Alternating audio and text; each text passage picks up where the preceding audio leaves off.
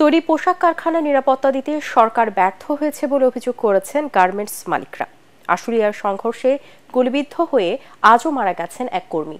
এই ঘটনায় দুঃখ প্রকাশ করে বিজিএমইএ অভিযোগ করে জানায়, অন্তর্বর্তী সরকারের 2 মাস হতে চললেও শিল্প এলাকার নিরাপত্তা নিশ্চিত করা হয়নি। কারখানা ভাঙচুর ও অগ্নিকাণ্ডের শিকার হলে প্রশাসনের সহায়তা চেয়ে পাওয়া যাচ্ছে না। এতে ব্যাহত হচ্ছে উৎপাদন, ক্রেতারা মুখ ফিরিয়ে নিচ্ছেন। বিজিএমইএ ভবনে সংবাদ সম্মেলনে এসব অভিযোগ করেন কারখানা মালিকরা। শারফুল আলমের রিপোর্ট। এলো ভিশন মুশকিল আসান অফার। যে কোনো ব্র্যান্ডের পুরনো ফ্রিজ নিয়ে চলে আসুন ভিশন শোরুমে আর নিয়ে যান নতুন ভিশন ফ্রিজ 20% পর্যন্ত ছাড়। সোমবার আশুলিয়ার টঙ্গাবাড়ি এলাকায় ম্যাঙ্গো ট্যাক্স লিমিটেড সহ কয়েকটি গার্মেন্টসের শ্রমিকরা বিক্ষোভ করেন। দুপুরের দিকে পুলিশের সাথে সংঘর্ষে সেখানে গুলিবিদ্ধ হন কাউসার হোসেন খান, রাসেল মিয়া ও নয়ন। তাদের মধ্যে এনাম মেডিকেল কলেজ হাসপাতালে মারা যান কাউসার হোসেন খান। এই ঘটনায় ওই এলাকায় উত্তেজনা ছড়িয়ে পড়লে শ্রমিকরা রাস্তায় নেমে আসেন। চন্দ্রায় ঢাকা টাঙ্গাইল মহাসড়ক অবরোধ করে রাখেন তারা। পরিস্থিতি নিয়ন্ত্রণে অতিরিক্ত পুলিশ মোতায়েন রয়েছে সেখানে। এই পরিস্থিতিতে সাভার, আশুলিয়া ও জিরাবো এলাকায় 31টি পোশাক কারখানার নিরাপত্তার শঙ্কায় বন্ধ করে রাখা হয়। এর মধ্যে 12টি কারখানা বিনা বেতনে বন্ধ রয়েছে। তৈরি পোশাক শিল্পের উদ্যোক্তাদের অভিযোগ, এখনও কারখানায় হামলা হচ্ছে। আক্রান্ত অবস্থায় দ্রুত সাড়া মিলছে না প্রশাসনের। বিজিএমইএ ভবনে আয়োজিত সংবাদ সম্মেলনে শিল্প উদ্যোক্তারা অভিযোগ করে বলেন, বহিরাগতদের উস্কানিতেই ক্ষতিগ্রস্ত হচ্ছে দেশের তৈরি পোশাক শিল্প।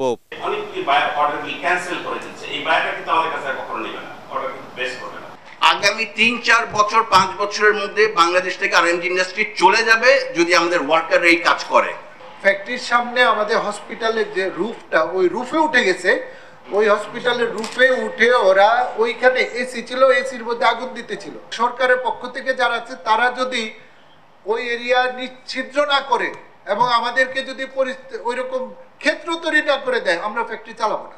পোশাক শিল্পের উদ্যোক্তারা বলছেন, উৎপাদন বন্ধ থাকায় এখন হতাশ ক্রেতারা। অনেক ক্রেতাই ক্রয়াদেশ বাতিল করেছেন। এই অবস্থা চলতে থাকলে মালিকরা ব্যবসা থেকে সরে যাওয়ারও ঘোষণা দিয়েছেন। সামান্য একটা গুজব রটিয়ে একজন শ্রমিক সে জানায় নাই, কিন্তু এটা নিয়ে 30টা ফ্যাক্টরি লক্ষাধিক শ্রমিক একদিন কাজ করলো না বা তাদেরকে বের করে নিয়ে আসা হলো। যখন আপনার কোনো ফিয়ার অফ রিপারকাশন থাকে না, তখন মানুষ উন্মাদ হয়ে যায়। সেটাই এখন হয়ে গেছে।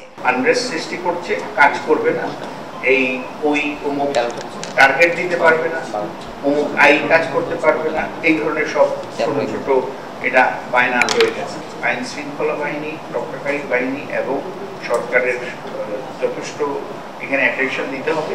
যে মালিকগুলো যে সিকিউরিটি চাচ্ছেন, এটা তাদের একটা রাইট। আমরা মনে করি যে এই রাইট যদি তারা না পায়, তারা যে ড্যামেজটা তাদের হচ্ছে, এতে করে তারা সিক হয়ে যাবে। শিল্পাঞ্চলে এই অচলাবস্থা ও ক্ষোভ বিক্ষোভ চলতে থাকলে আগামী 3-4 বছরের মধ্যে বাংলাদেশের পোশাক ব্যবসা অন্য দেশে চলে যাওয়ার আশঙ্কা করছেন গার্মেন্টস মালিকরা। শারফুল আলম, এটিএন বাংলা, ঢাকা।